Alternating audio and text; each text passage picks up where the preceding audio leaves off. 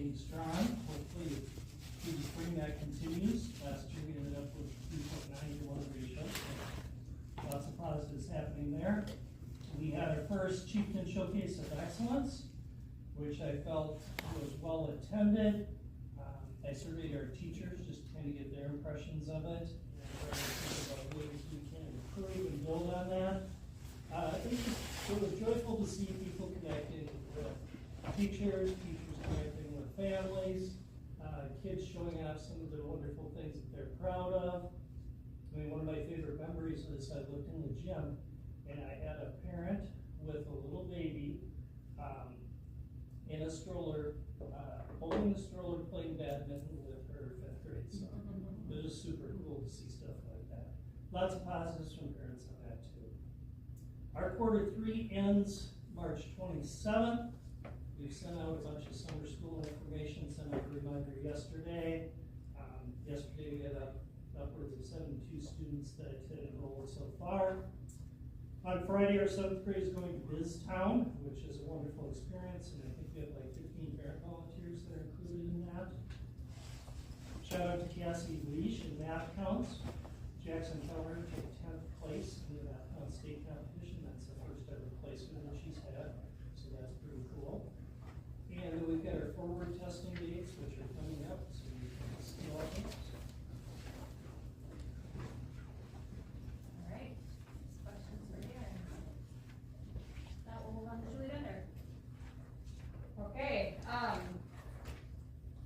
So we just the beginning of this week, which would have been just yesterday for all of us, we sent out our trimester 2 report cards and communication that goes out to our families for K4.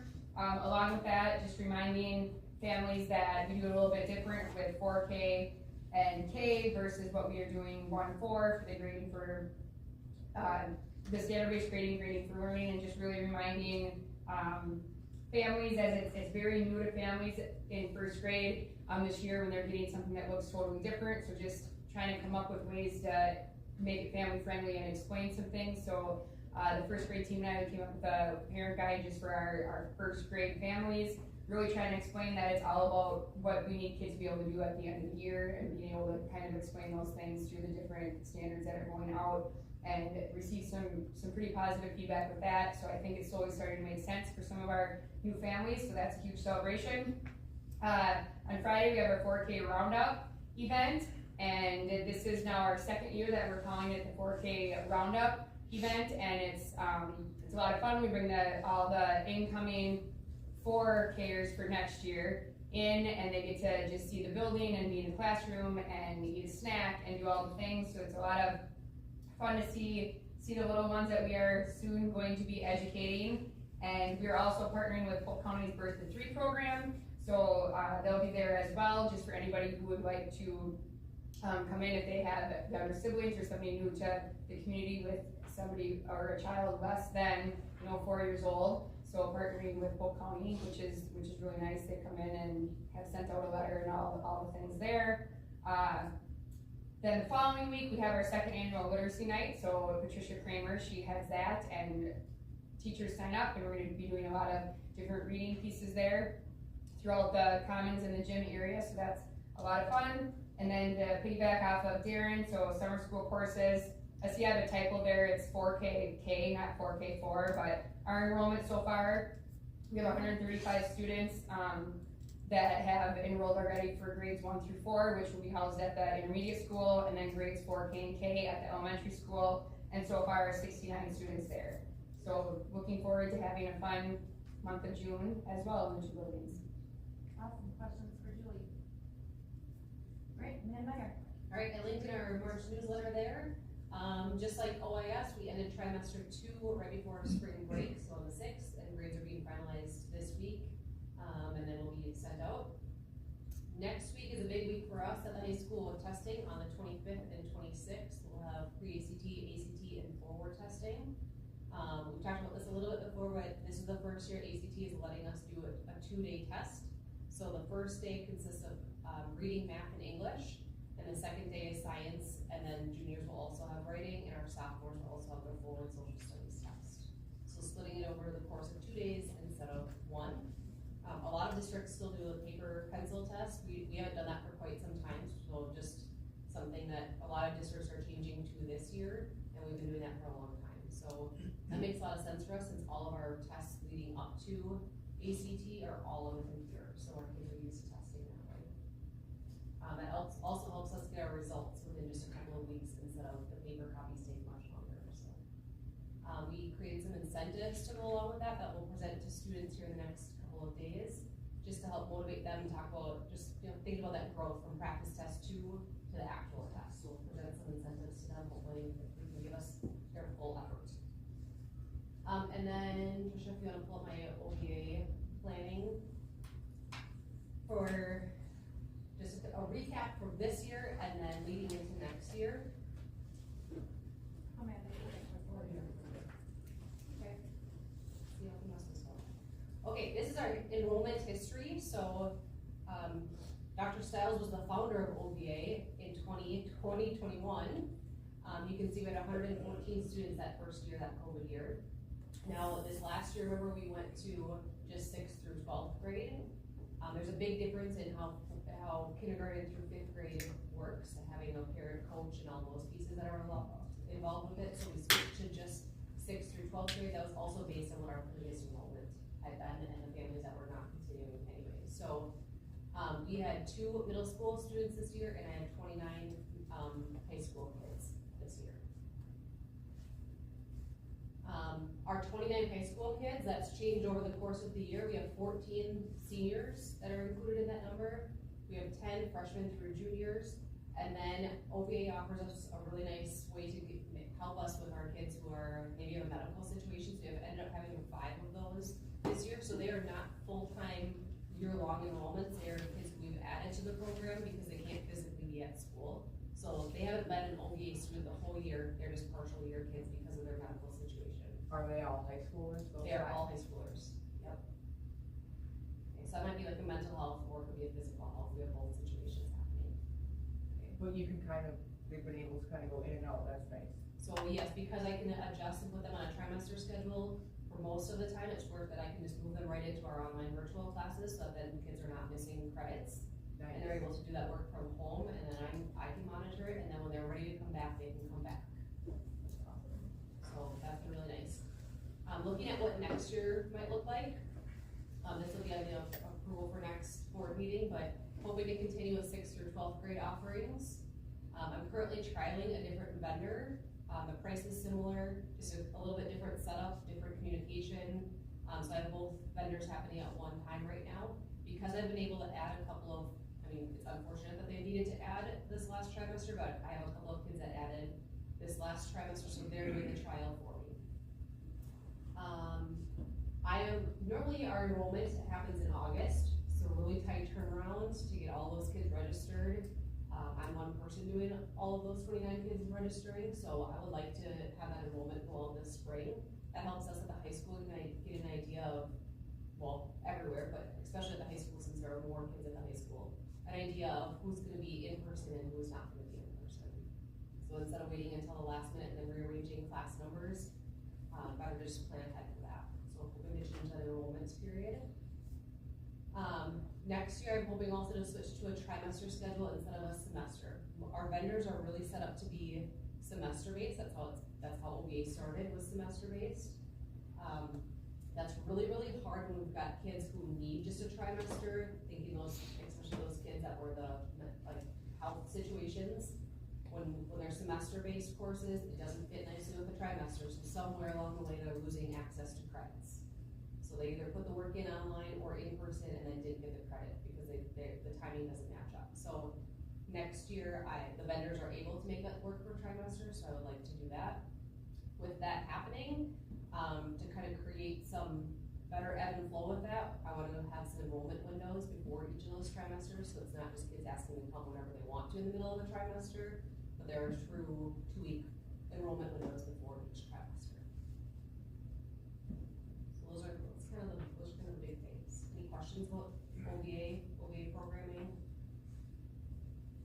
Would you still allow enrollment into OBA later if it's just the spring, if something changes? I'm not assuming yes or yes, but Yes. It's just not getting all 29 in the month of August, trying to get some done this spring, so it kind of. Yeah, and we already, as our juniors thinking into their senior year, are already talking about like, can you tell me about OBA, how do I register for that?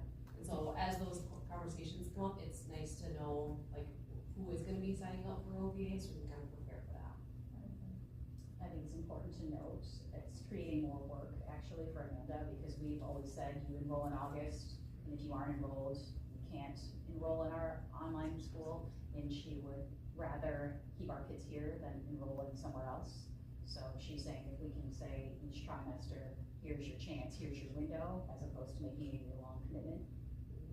So the big thing here in this decision is, we have a lot of kids who have gone, oh, I shouldn't say a lot, but a handful of kids that have chosen to go somewhere else online because I said no, because our enrollment period was just at the beginning of the year.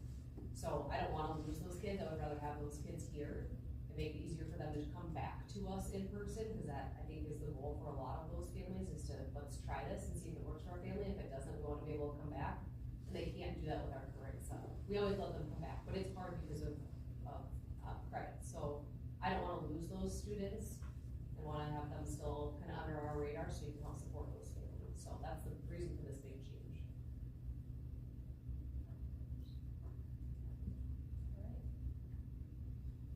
Okay, That's all I have. anything else for Amanda? Scott Newton. Okay, first part here, policy reporting / review.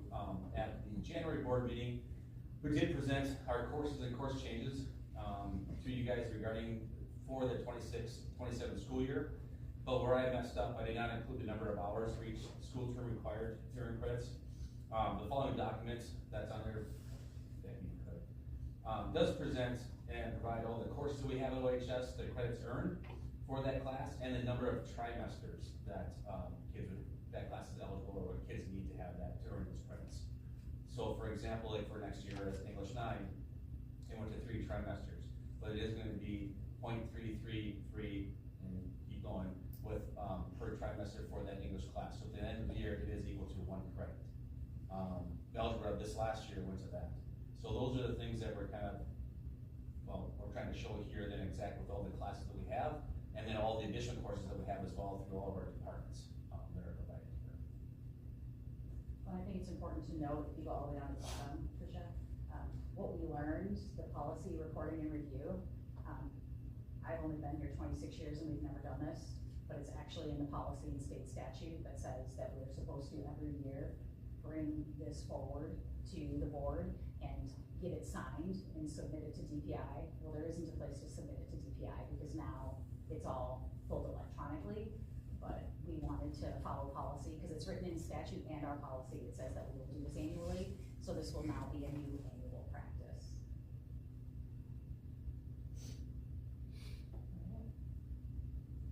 Okay. Scroll back up. Oh, I'm sorry. Any questions regarding this at all? What, any of the requirements change? No graduation requirements for change. Okay, move on to the next. I know Coach Hunt is here to talk about our athletic department tonight, but also I just want to make sure, and he does not do a good job of recognizing himself or his powerlifting team. They earned a state powerlifting championship the weekend before spring break. So the boys team won the state powerlifting championship, and then as a result of the boys and girls, they won the combined state championship as well, which is pretty impressive. And Jeff can do a better job of explaining that for me. But we also had the combined state championship of this. But we also had 2 state champions in River Johnson and Dylan Kester, Dylan Kester. So both were state champions, and I know from the girls' side too, we had our state runner-up in there. Our kids were performing state level at a very high level, and again did an awesome job of representing OHS. And now we have nationals here in a week and a half that a lot of kids are going to. So also then at the same time, I know it's been out there, but we have not had a board meeting, but a huge congratulations to Mr. Baird again and our academic decathlon team from Wayne State, which is pretty cool. They are also heading to nationals now. They're going to be going to California So that's another big opportunity, and I know he's getting out there, but what a great experience for our kids to have and get out there and see the world, the world a little bit, but also not compete against other kids. So pretty cool. And then coming up here, spring play, the Olympians is next week already. It's crazy when you have spring break where you lose a time, but already next week, the kids were in a lot, even during break, and we're practicing as well, March 26th to the 29th.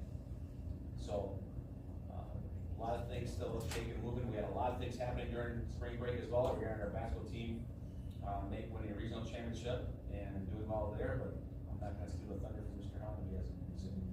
That's our little tiny place, Osceola, in this little tiny world is doing all these big things. Yep. That's pretty darn cool. You know, and also, I know we had the Pep Fest, but our math team, first time ever, that we're going back a lot of years, that they qualified for the state tournament in Minnesota, which we're usually against a lot of bigger schools, so, which is pretty cool. So our kids are doing great things. Any questions for Scott? If not, Shannon. Hopefully that we're starting to talk about year-end processes and procedures, but we are setting up for that. We'll start to implement those purchasing stocks for different departments, and then setting up for 26, 27. So we'll continue to work on that budget, closing out this year, prepping for next year. That's a lot of that comes from the audit as well. It's crazy. Questions for Shannon? All right. Like it says. Just one item, during our professional development day on Monday, we were here. Snow did not stop us from learning together. And actually, investigator Rob Orbrick came to all staff meeting and talked about grooming as an extortion, and did a really nice job of saying to staff, here's things to look for to make sure that our kids stay safe. And to have somebody who's local and come in, it was pretty powerful to have a couple people stop by and say, you know, you always think it's happening somewhere else. And everything that he talked about a story about something that happened right here in Polk County in our community. Not a great feeling, but also a reality. So it was really nice of him to give his time. It was a gift of time. He came in, and it's kind of funny because the video he showed the staff was the high school version, the high school student version of the presentation on sextortion. And you can see people, especially the adults in the room who have young adolescents going, I probably should show this at home to make sure that no one's. So it's good stuff. That's all I have. Okay. Questions for Becky?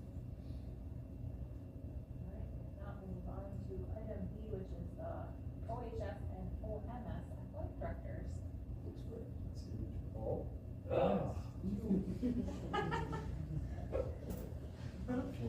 First again, I don't need to. Can you go to the next one? I'm Trevor Schultz, by the way, middle school athletic director. Numbers for the year, pretty consistent still. We're starting to dip a little bit with our enrollment numbers, but the kids are still participating for the most part. Our wrestling numbers were up this year, Stromey, so doing a good job there. Basketball numbers are a little lower, but we still charge $50. The kids they get a t-shirt to wear around, and we have a little party at the end of the season, so that's great. People talk about extending middle school seasons, but get to about 7 weeks and they're ready to go do something else. So it's been great. Those of you that have been around, about 10 years ago, we got a good chunk of money from the J.J. Watt Foundation, and those uniforms are finally wore out, so jersey rotation's been pretty solid, and we're in good shape there. I actually had to reach out girls basketball this year. I had to pull some, what would you say, Dr. Stiles? Please help me cards maybe, and I got our, I don't know if you saw our middle school girls basketball coaches. Average age was 60-something. We got Tom Howell, who's in his 60s or 70s, and they got Byron Steinmetz back to coach basketball. So a lot of experience there working with our middle school kids, so very grateful for that. The downside is you lose an official with Byron, but I think I've got him hooked next year's coach game too, so very appreciative of what him and Christy do for our program still. So far, officials and workers, coaches, we're hanging in there. We're going to have a few openings for next year, but people back away when they see me walk down the hallway and they're talking to them. So far, we've been doing okay with that, so. This spring, we're gonna host our middle border conference, middle school meet. That was brought about way back when Ellsworth stopped. That was my idea to start that, and so I guess I get to host all the time. They used to have an all-day meet, and they finally stopped that, so then they started the middle border conference meet, so we'll be hosting that this spring. So, the big conversation this year at the middle school athletic directors was girls wrestling. And, St. Croix Falls is pushing hard for that, and they have a separate girls season before Christmas. The middle border conference is not quite ready to make that move yet. We had discussed that at our meeting. We had 3 girls participate this year. Other conference schools aren't ready to do that yet. They're worried about, coaching, for one, I think. Worried about getting the same coaches and not wanting to do 2 seasons back to back with that. So, I think it'll be a discussion, a yearly discussion, and sooner or later, that might come about, but. Because right now our girls can wrestle with our boys. Correct. At the coastal level, so the access is there, it's just not a separate program. Anything to add on that from you? A lot of the push is allowing girls to try it without taking them out of basketball during their basketball season. So you're not having that, so it's the 6 or 7 weeks before Christmas break, giving them an opportunity to try it out without pulling them or taking them or having them do double sports after Christmas when the regular season would be like basketball. And so that's why a lot of schools are trying it and having a huge jump in numbers. And then, of course, when they get to high school, they usually have to make a choice then, but they're allowed to at least try it without wrecking the numbers of other programs too. So that's where a lot of numbers of other growing programs is starting to come from, so.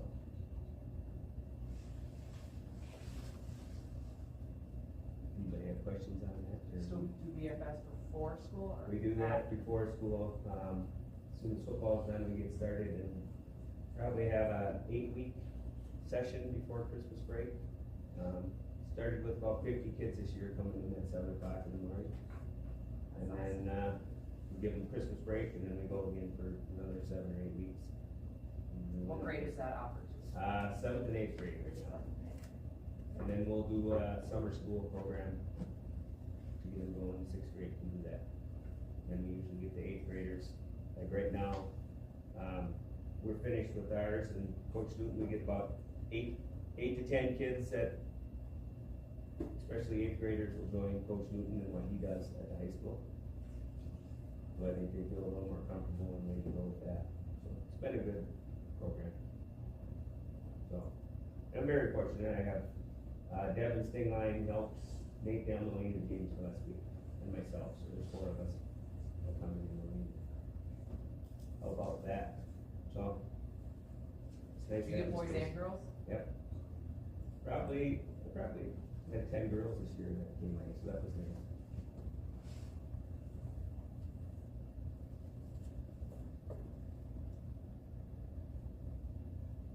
Any other things for the middle school athletic director? That's good, thank you. Thanks, Trevor. All right, Jeff, you're up. All right, here we go. I'm Jeff Hahn. I'm the athletic director at the high school. Participation number is pretty good. So our enrollment at OHS, the ready count was 476. And these are our different enrollments for fall, winter, and spring. 170 and counting on that. We don't have everybody registered yet for our spring sports, but we're probably going to be right around 200. So kind of like the fall there. Winter's down a little bit just because we've got, a little bit less offerings. There's not as many offerings in the winter months. We'd run out of space if there were anyway. All right, next up, celebrations, LEWD. This is from last spring, because when I give my report here, we didn't do the spring part yet. So last spring, we had LEWD reset her own WIA hurdle records in both the 100 meter and the 100 and 300. Yep. I was going to say 110 this time. So that's, and then she also signed with Duke on a track scholarship. So if you hadn't heard that part, she is now faster than all of us and smarter than all of us. Baseball, they ended up with the American Baseball Coaches Association Team Academic Excellence. So that was kind of nice for them. They had a team GPA about 3.5 or something like that, which is definitely hard to do when you're balancing all your athletics and the rigorous course load that they have, as Tristan knows. Boys track conference champs, and then we went on and did some other things with regionals and sectionals as well. So that was pretty good. This fall we had the volleyball middle border conference champs and the boys cross country middle border conference champs, and then we do have Coach Newton was middle border conference coach of the year for football. So that was our fall stuff. This last winter, boys middle border conference champs. And first season of girls wrestling, we had 6 good wrestling season for them. Advanced 2 or 3 past regionals. 4 past regionals. Okay, 4 past regionals. So that was good. Boys wrestling, we had 7th individual state, and then we had for the second time in school history, we had them advanced to team state, where we went all the way down to lacrosse to wrestle St. Croix Falls. So we did that, and we came up short on that one, but definitely was a great experience down there for the kids, and have some opportunity for some youth there, so we can maybe make it the second run at it. So that'll be good. Big change for me, not really for anybody else, but our school got, and really for older people, our school got bought, which is what handled all the scheduling for the Middle Border Conference, make sure that everybody shows up where, got bought out by that middle company called Arbiter. Arbiter completely fumbled the handover, and now schools, conferences are moving to Bound, which is another company that does everything. They swooped in and they're gobbling conferences up left and right. So part of the North switched, we switched, Dunn St. Croix is looking at switching. I think Big Rivers is going to look at switching, and honestly, if I had a crystal ball, I think it would probably say that the WIAA will switch over to Bound as well. They've already taken over. They grabbed when WIS Preps, which is where everybody used to go for their stats and everything, and news and scores. Max Preps bought them out, but they made Travis Wilson kind of mad in that whole thing. They didn't give him as much creative freedom, I would say, at Max Preps. So he went to Bound, and now Bound is grabbing all that Wisconsin sports information. That's where all the stats are going now for football, basketball, not wrestling yet. I think baseball is going to go. I think softball is going to go. So it's going to be, what will be nice is that now that we're in Bound, all of our stats will automatically go there. There won't be anything where we have to now keep our own stats and then upload them to Max Preps or WIS Preps or anything like that. So I think it's going to be a good move. They have a lot of different suites and modules that we can also maybe unify some things at the district as far as calendars and things goes. We have a meeting with them on Monday with all the stakeholders kind of going with that. That's kind of what we got going on there. Just to piggyback on the powerlifting thing, our kids are did a nice job down there, and the combined team, the way they do that, so it's scored like a track meet, right? You get 12 points for first place, you get 9 points for second place, all the way down. So for the team, for the boys side, you got to score up to 10, so we scored 6, and then on the combined side, you do your top 5 boys and top 5 girls. So our top 5 girls were good enough to add into our boys, and that's how we ended up combined state champs there. We edged out, Rhinelander High School for the boys side. That's what we ended up with. Jeff, those numbers you shared at the beginning with numbers for like spring. Yeah. For powerlifting including in the Yep, winter? I put powerlifting in the winter. Yep. Okay. Yep, I put powerlifting in the winter. I put dance. I actually double counted dance because there's 2 different seasons for dance too. So those 11 girls are in the fall count and the winter count. Okay. Yep. Anything else you guys got questions on? Thank you both. Yes. All right. And thanks to all your coaches and volunteers. Pass that along. Please do. It's a lot of hours. All right, takes us into item 3, finance and operations. 3A is budget update. Okay. You'll see this is branded just like the enrollment one. It is not the same presentation that you had last time. This is a new fresh one. Do you want me to, you got it? Okay, I can. Hold on.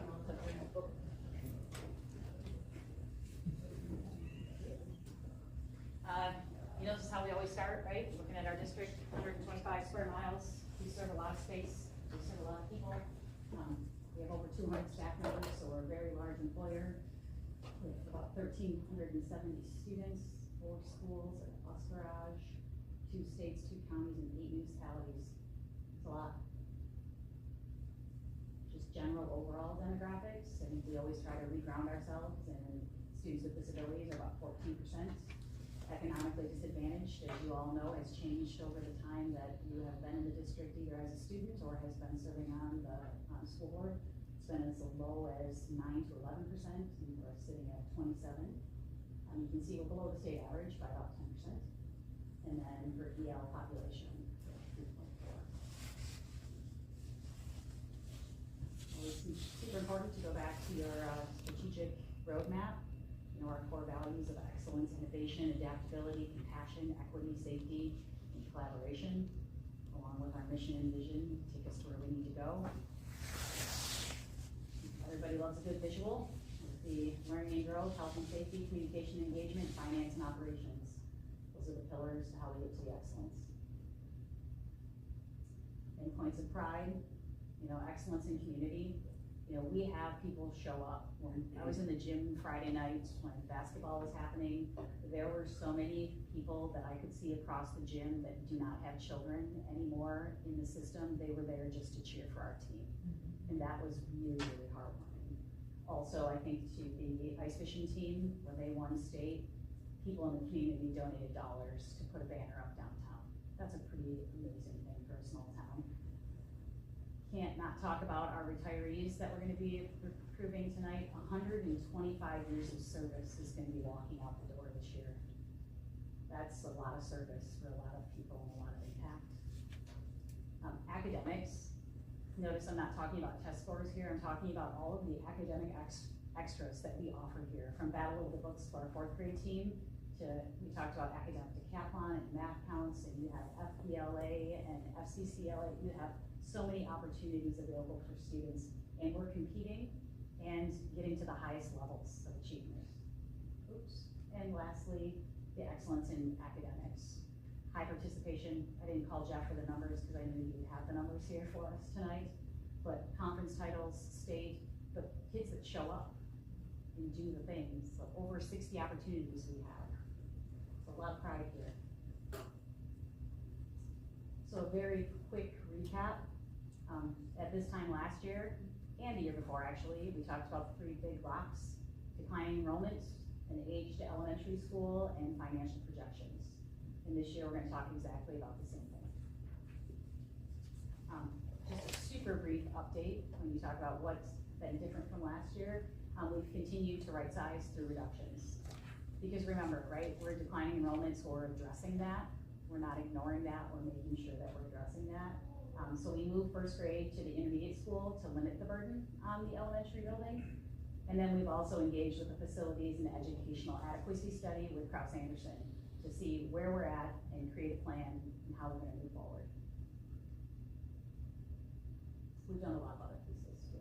I am not going to go back through the enrollment presentation that I talked to last time, but just remembering it's a statewide trend. Wisconsin, as a state, is experiencing declining birth rates and have fewer school-age children, leading to declines.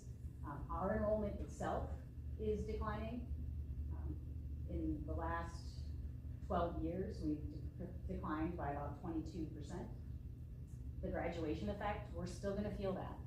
Even though we know right now what the projections are for January, from January where we're gonna be next year, we still are graduating way more students than we are bringing into 4K kindergarten. And then the budget impact, right? Enrollment's a key driver in what our budget is, so fewer students means reduced revenue. And difficult decisions when it comes to staffing and operations.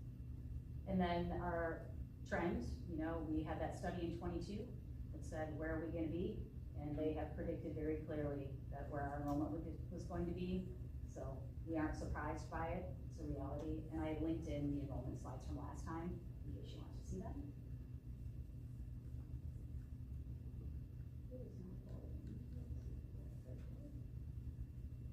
The aged elementary, and again, we're not just talking about the elementary at this point because of where we are with projections and budget and being able to do capital projects. So looking at that, it's important to note, right, that aging facilities need attention, but that's not free. We're not overlooking issues or pretending they're not there. We simply don't have dollars to address them fully. And let's remember, we've all been here a long time.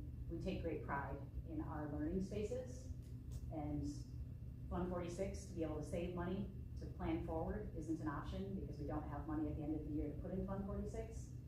Capital referendums remain the main avenue in order to do some long-term facility upkeep, which is really unfortunate.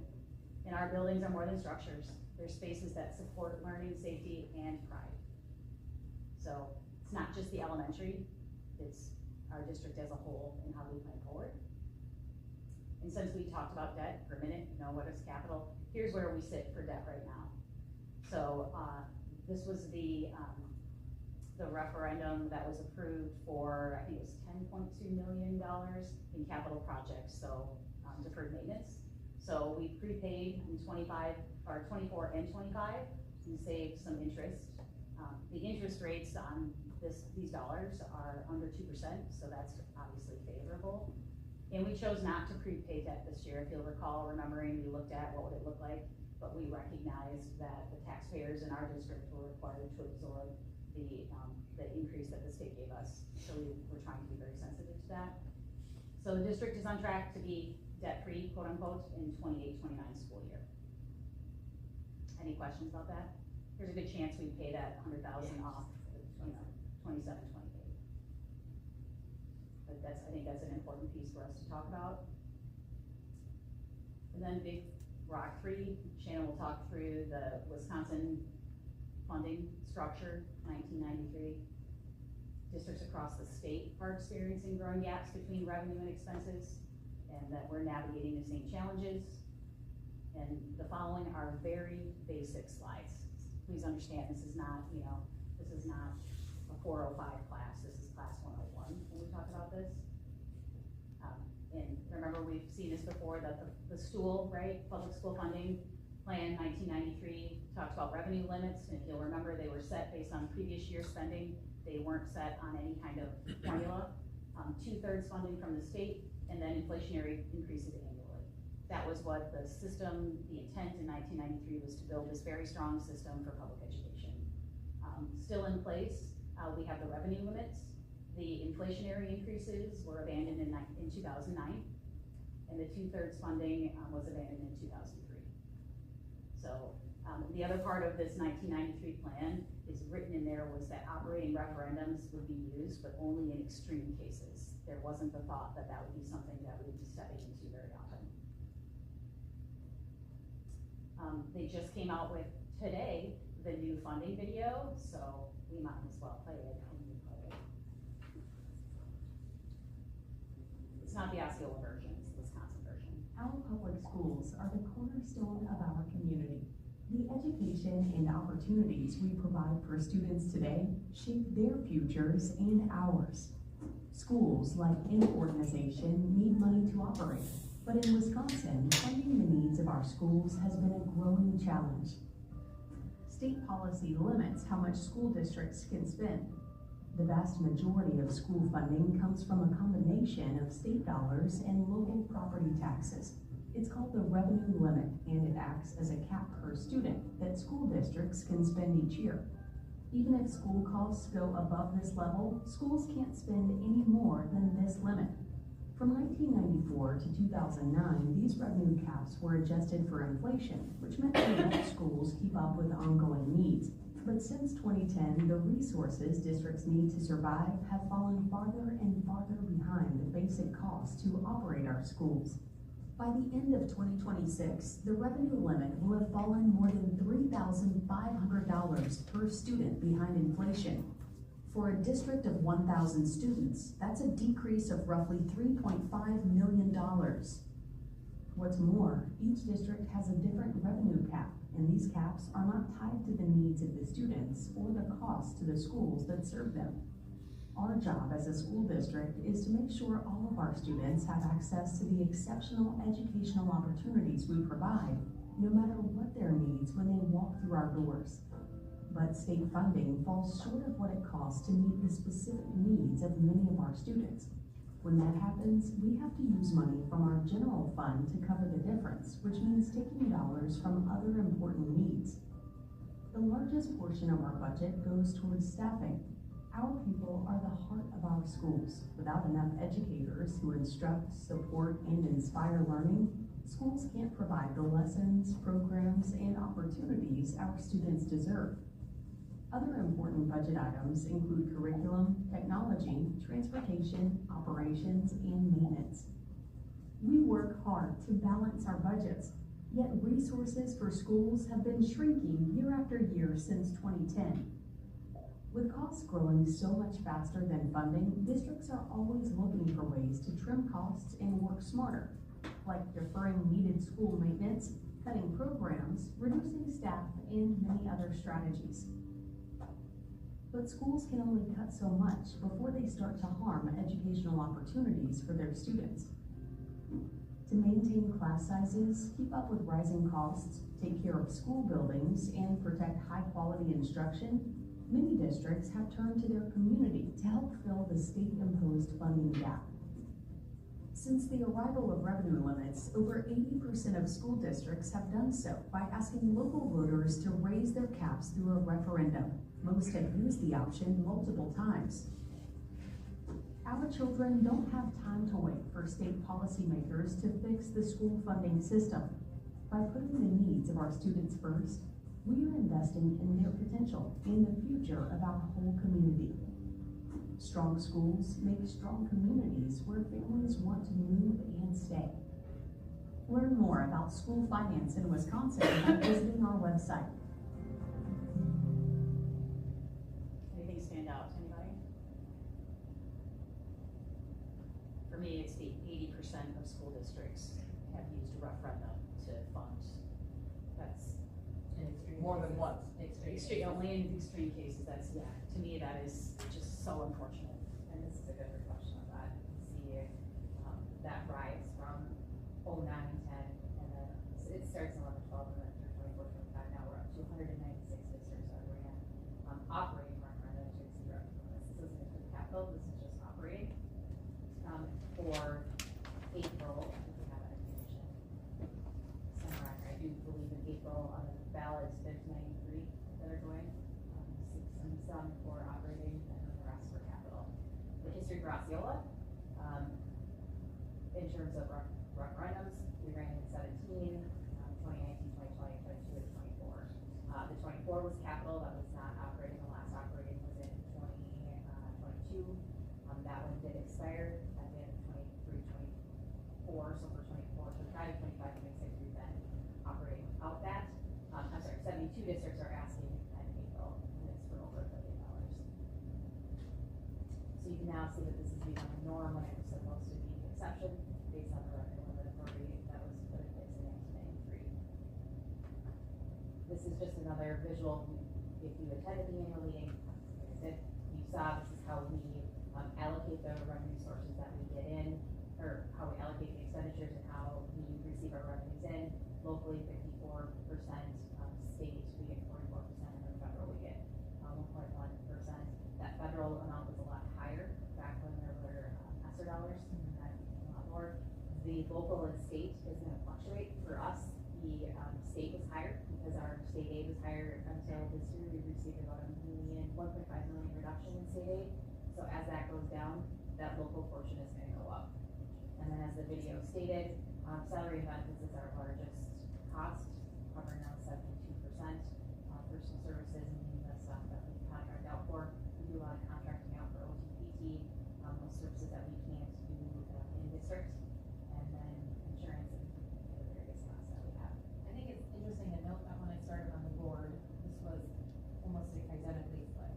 So local was 44% and the state, federal was a touch higher too, but, and I remember then hearing them saying, you know, we're positively aided, we're, you know, and so to see it so drastically flipped, just really, to me, brings home that message of we're not being adequately served at the state level. I mean, the local tax burden is who's having to pay the tab, so. Yeah, that's it, it has that connected relationship and rich relationship. As your state goes down, your local sources have to pick up that on the revenue limit. When we talk about per member compared to some of our peers in the state of Wisconsin, you can see just from a state average, we're at $11,650. The state average is $12,442. That's per member that we are allowed to levy on the revenue limit worksheet. We're 6.37% below the state average. But if you look at some of the peers that we have in the state of Wisconsin, we have districts that are as high as $28,815 and $25,274. So twice what we get, what they get. I think it's important at the bottom, when you see the advocates for public education, what they're trying to do is create a formula so there's not more than a 10% difference between your lowest and highest districts. Interesting. They haven't figured out the how, right, but that's what they're trying to do.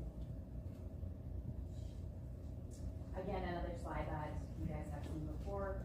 This is what the model, coming straight out of the Baird model that we're using, just an illustration of where we are, you know, what we did last year, where we are now, and what we're budgeting for next year. So you can see that we are budgeting right now at a $1.582 million deficit. That is before we've had any conversations regarding any type of reductions that we can make, so we can anticipate that number to go down. But this is coming straight off of the model, the projections that I run. It includes an increase, inflationary increase for utilities, and then a small increase that we would have for any wages that we would the board would choose to give. Where are we at in the current year as far as deficit? Is that where you? Yep, so, we're running slightly better, but we know that when we get to June, we have to do a calculation on our books that puts the salaries for certified staff from July and August back into this fiscal year. So knowing that they're running a little bit better, but when you take those salaries and push them back into this fiscal year, we'll probably end up very close to that $835,000. Just another look at fund balance. You know, our fund balance policy shall not go below 20% or exceed 30. We went into these 2 years after our operating referendum knowing that we wanted to try to minimize going out for any of our own, another additional operating referendum, so we were going to utilize the fund balance that we had because it was at 33% above that policy, the guide of the policy. We know that we can't continue to go down this path. We have, like Dr. Stiles mentioned, we're doing a lot of right sizing, not adding positions to attrition. We're doing everything that we can to try to minimize the impact that it's having on our fund balance.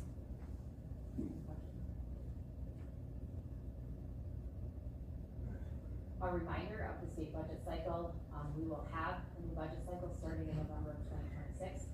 This is when it gets a little tricky from a budgeting perspective because you don't know. I would say that November 2026 will probably be November through whenever the cycle is done. A particular tricky year because we do know that there will be a new governor. We don't know what that is going to look like. So we will start our budgeting for 27, 28, 29 with a lot of unknowns and make, you know, the best estimates that we can through our forecasting model.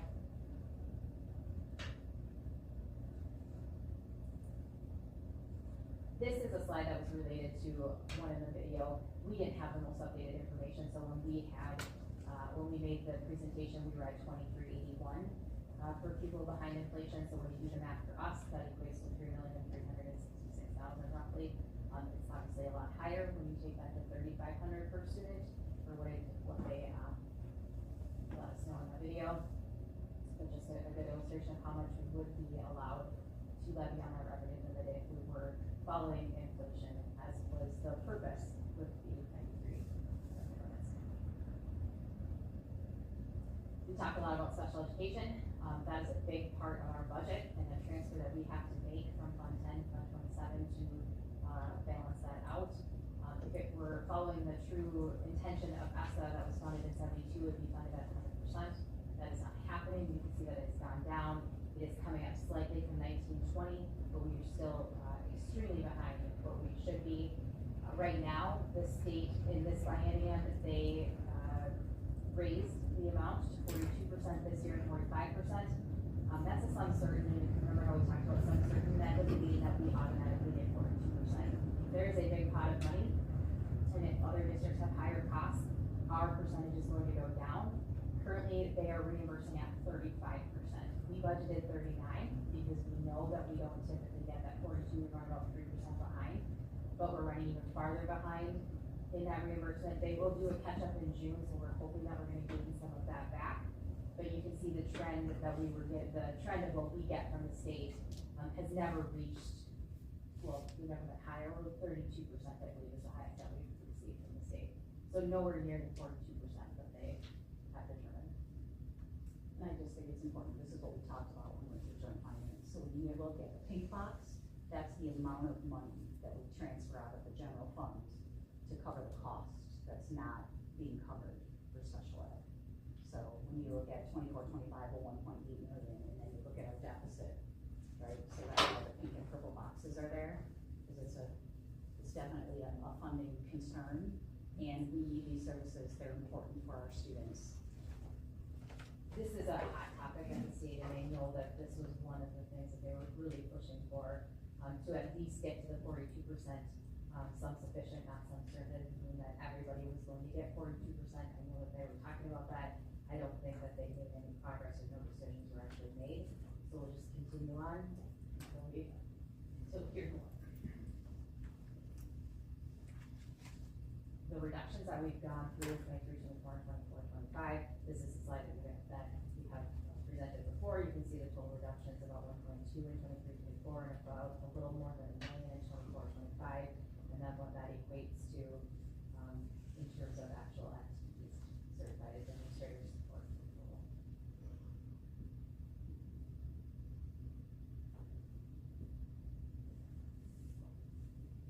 Isn't that a great picture? Yeah.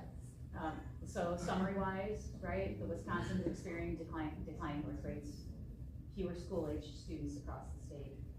We continue to graduate larger classes in younger grades. Enrollment directly impacts district revenue, making long-term budget planning increasingly challenging. I mean, when you hear Shannon say that we really don't know what the budget's going to be until it's decided, it makes it feel like we aren't planning, but you can't plan with what you don't know. Special education and other mandated services, because that's very important to point out. There's a lot of mandates that come across every year that are unfunded, that we just pick up and do. And district has already responded through reductions and reconfiguration to align staffing and programs, and we continue to do that. And thoughtful planning and community partnership, that's what it's gonna be, to make sure that we determine the best path forward for Osceola students.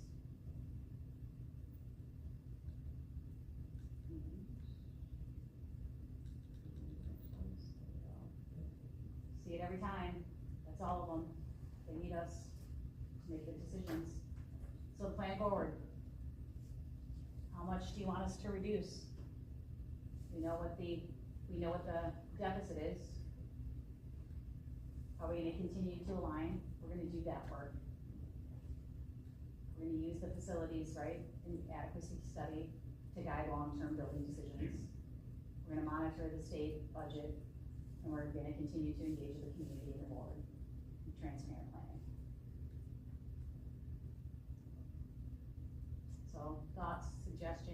conversation.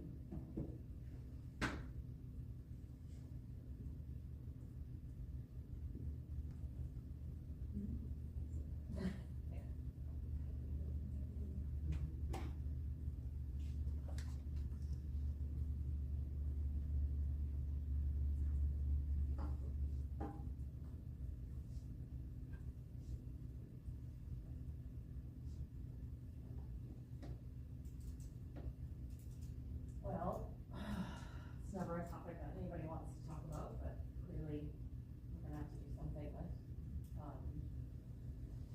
And what I hear is Evan asking for help figuring out what path we go down. Are we looking at services? Are we looking at programming? Are we looking at, grade levels, class sizes, whatever? I mean, if it was easier, we could just, not offer first grade one year, that'd be right. So, we've got creative, I think, in the past 2 years in reductions and movements and things that have saved money. I think our opportunities for least impactful reductions are becoming less and less. So,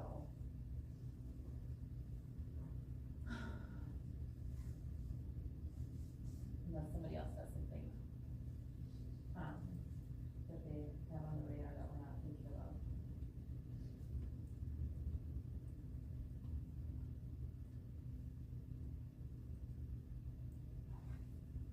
Moving into 3 buildings, discussion, no. I would say, I think anything would be on a table for discussion.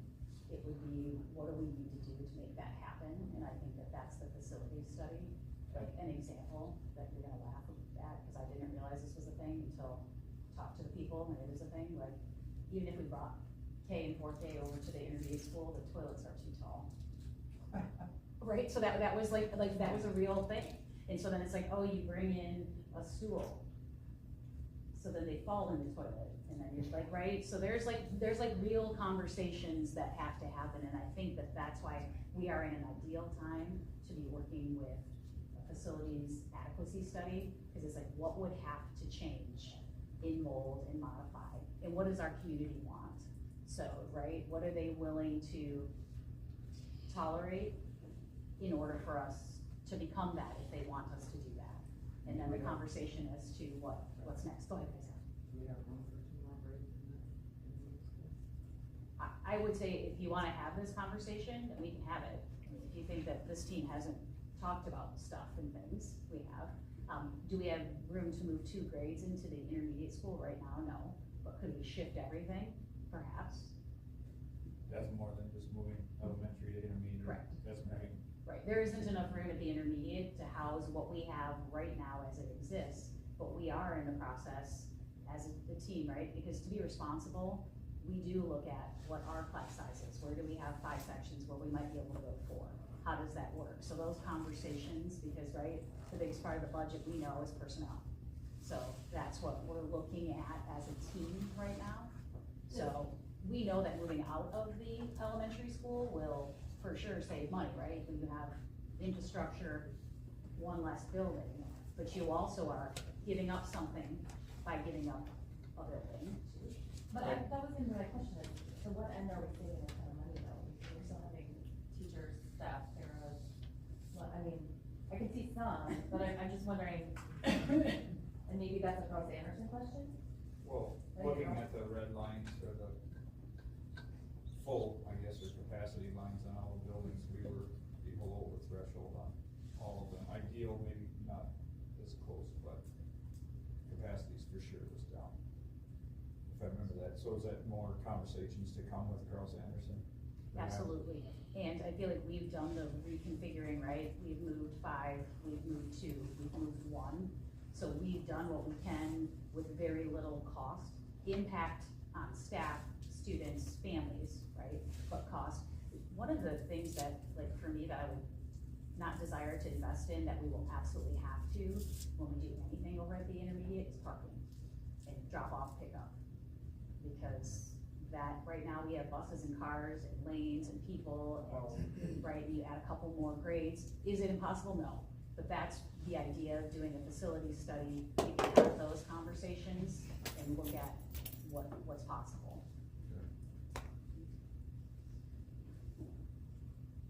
Because the student count in the 3 buildings is possible, but needs conversation and rearranging. Like, Right, like what eighth if grade at the more high school. utilizing high school, you'd have to get at Yep. least 9th into the high school. Eighth, yeah. Or 8th, excuse me. Thanks. If you do a shift, right, and then there's also like playground equipment. That's an important part of school for pre-K and K. They're not going over to that building on, well, they can, but then we'll need probably another school nurse. That's my attempt at humor. Really laughed. So I think you laughed. I laugh at those. Okay, thanks, because this is not a funny topic, but, right?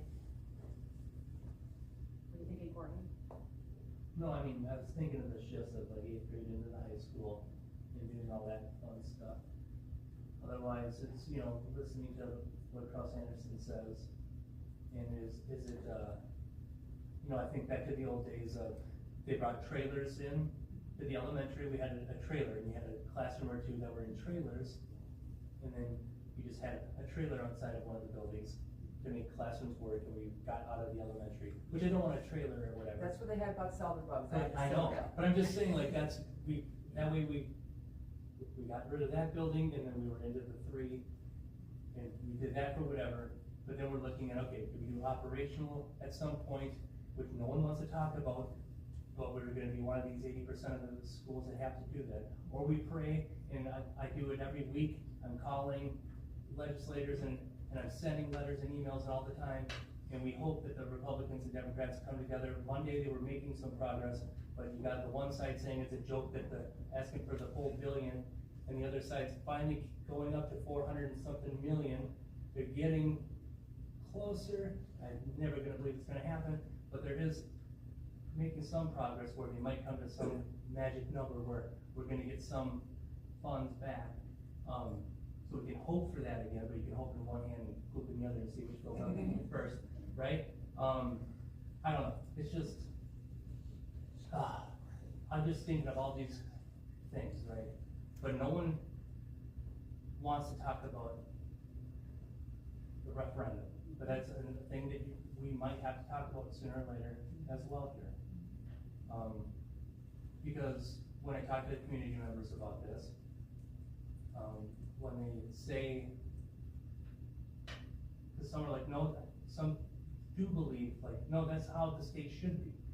States should be run of like this, like when they like how the country is going now. States should be in charge of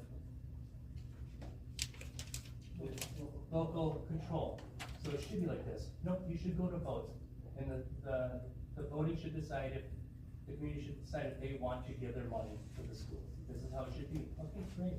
Then this is how it should be done. And then one of the elections we do, then let our community decide if we ask for a couple million or whatever dollar amount it is, and we're part of that 80% asking for money again. Do I want to do that? No, I don't want to do Not that at all. And we'll do everything that we And can that's the thing. internally. I do not want to do that. I'm just saying that's an option we can discuss. I don't want to do that at all. That's the last thing on my list is what I want to do. So I don't want to do that. I think we have reached the point, here, where we're nearing the point that we're gonna have to have some really uncomfortable conversations for some tried and true staples in our school and our community. It's going to be less opportunity for those kids that are looking at us, and that's not where I signed up to be a school board member. But we've reached that point where there's gonna be things that have to give, because at the end of the day, our job is to ensure education for the students. And high quality staff matters, and quality curriculum matters, and facilities matters, and all of that matters, and we can't continue to ensure this high level academics with other programming that are taking dollars away from that. I just struggle because I really don't like this right now. Because we also need every student in this district and more. And I think people come to our district because they like our, especially the lower grades, our smaller class sizes. If we can't jeopardize by saying we're gonna make bigger class sizes, we can't go that route. We can't, people come here because we have so many course offerings, like our teaching manufacturing is awesome. We have family consumer science, awesome. We've got band, awesome. We've got athletics, awesome. We've got academic, decathlon, awesome. We've got so many, there are opportunities for our kids. We've got, what is it that, like, oh, for crying out loud, my own kid does this and I can't think of the name of it, where they play the video. Gamers Club. Thank you, Gamers Club. Like, there's literally something, I think in all the schools for every kid. Every kid can find something like, I don't wanna cut. Every kid can fit into something. Yeah, but that's what we're gonna have to figure out now. Do we go to bigger classroom sizes? We have to give somewhere now. Jan? Thoughts, comments? Might be able to have this every day, so. So you must have a solution. No, I don't. So I'm hearing an answer. Brainstorming with, superintendents and school superintendents. It's not just a Wisconsin thing, it's a nation. It saddens me that we're getting so much less in state aid, and that we're seeing that shift. And you said that the taxpayers even picked up $1 million this last year. That's last year was the first time that we really saw it. Right. Our declining enrollment finally caught up with us. It's a Right. 3-year-old average, and so when it finally gets you, that's when you really start to see that flip. And so when we saw that $1 million, and people's taxes went up, and yes, some of it was small, but they were still upset. I don't know what the solution is, but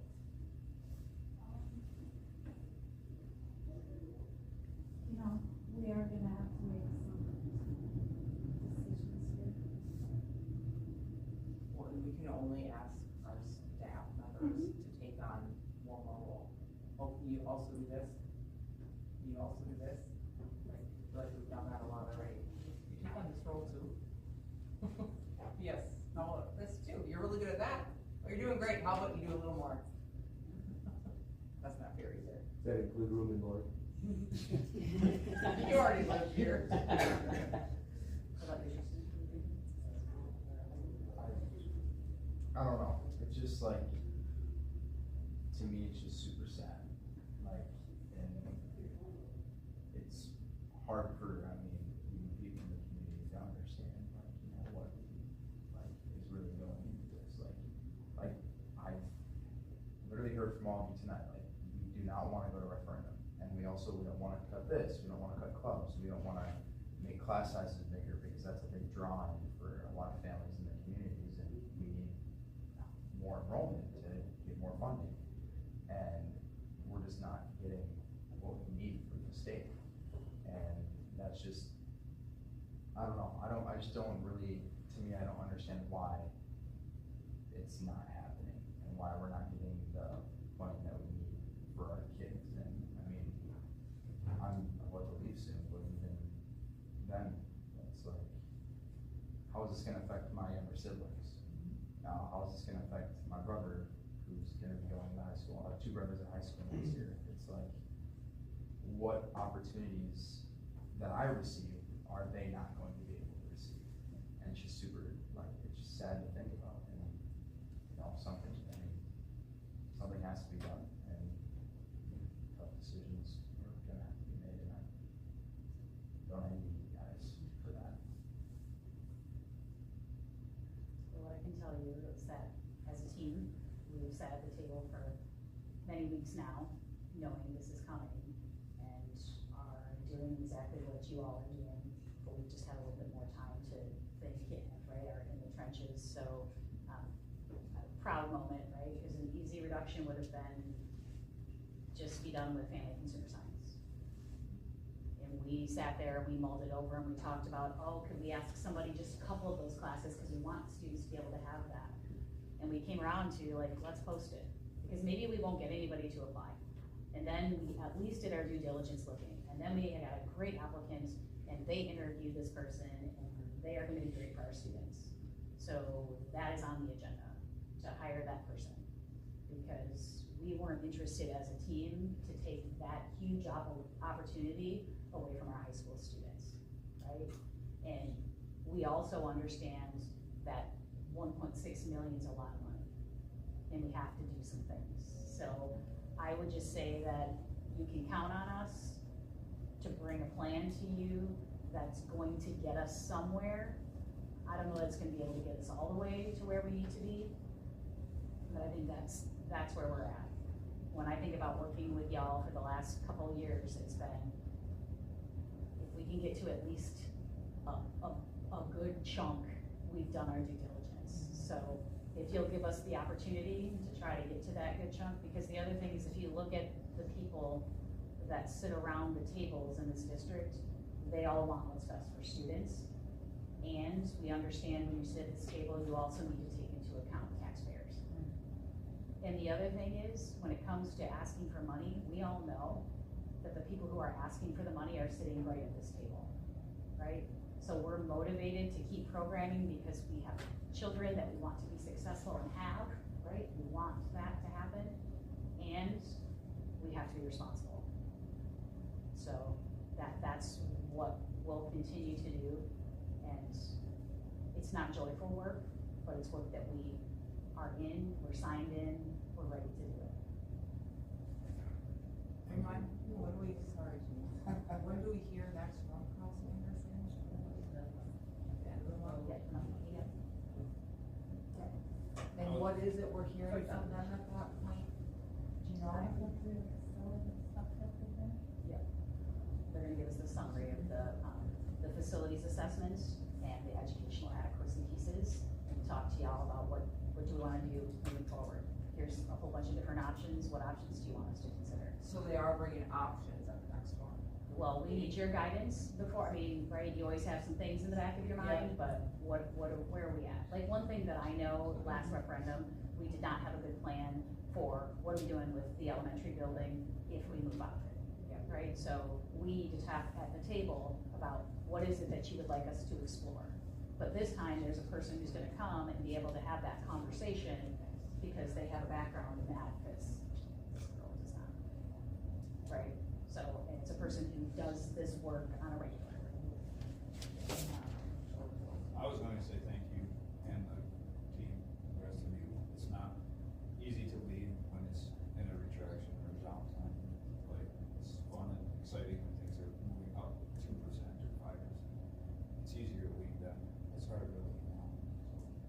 Thank you. I was gonna say thank you for saying that too, because I've been on this journey for a long time, and I've been here when we've had money to spend at the end of the year, and we could put money away and do really cool projects. And at one point, we hired 5 Spanish teachers so we could be Spanish K-12. Yeah.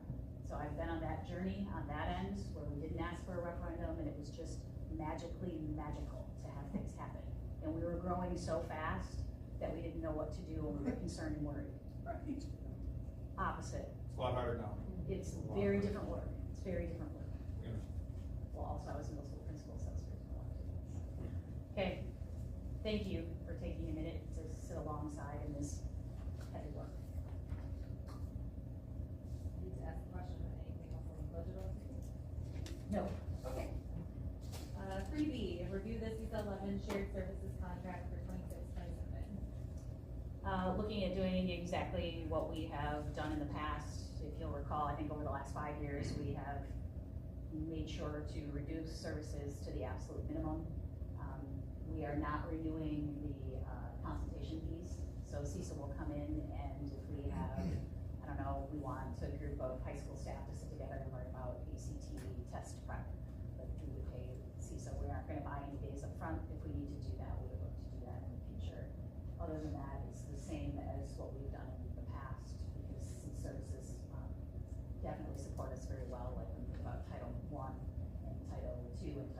community. And then on the other side, a lot of our special ed services, even though it looks like there's a lot of boxes checked, there are many like the vision impaired and mobility that's calculated as we need it, because we don't need it every year for all students. Physical therapy, same thing, it's case by case, so we don't have those specifics. In speech, we have a speech therapist that comes in from CESA that is, that we contract with them for, so it's face-to-face, which we prefer. So that will be on the agenda. If you have any questions, that'll be on the agenda for approval in the meeting.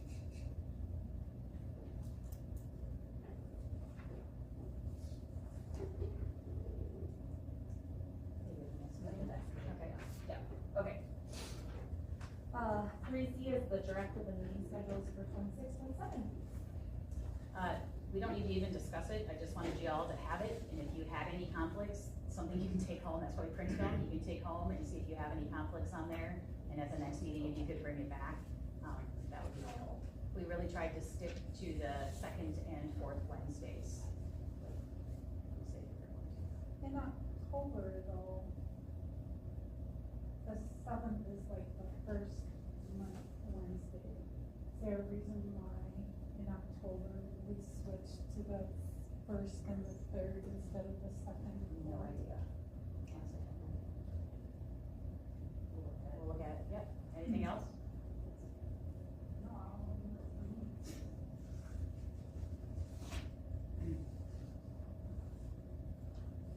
Okay.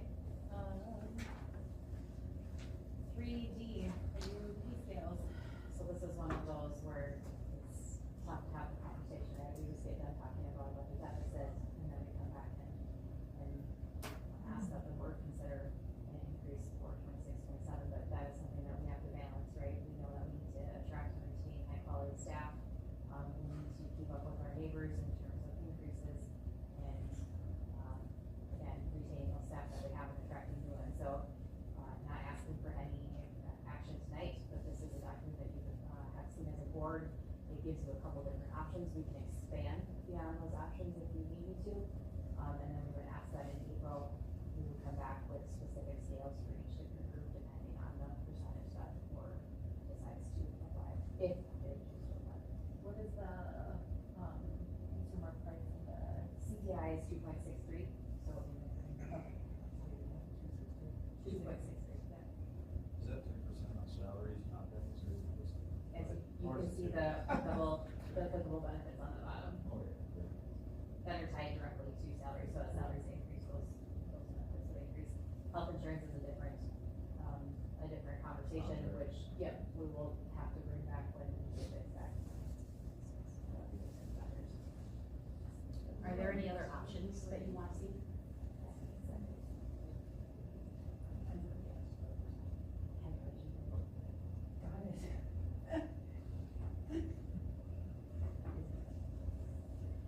No, I suggested the 2.5 and the 3. I felt like it was a decent, starting grounds for seeing projections with, yeah, I feel somewhere there, so. So certainly if there's something else that you'd like to see, then that's today.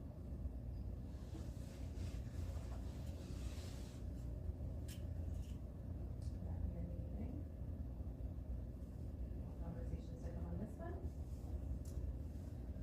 That'll take us to 40E then, first reading of policies 1213, 3213, 4213, 5136, and 8462. Well, all of these policies come with new legislation behind them.